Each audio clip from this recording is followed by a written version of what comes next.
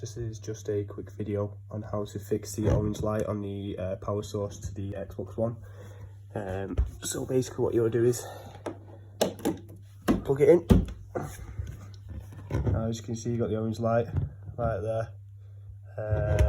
Every time I turn on the Xbox, it does a very faint turn on sound like this.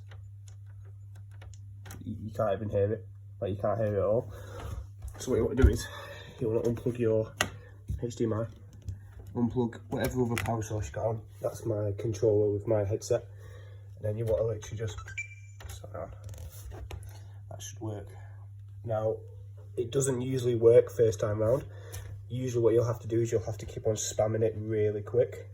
Eventually it will do the loud noise, and then once it's on, you can plug your HDMI back in and whatnot, and that should fix it. But remember, it doesn't usually work full time like that. Usually you just spam it like that really quick, like bang, bang, bang, bang, bang, bang, bang, like that, and it should work. If it doesn't work, then I'm sorry, but it's worked every time for me. So yeah.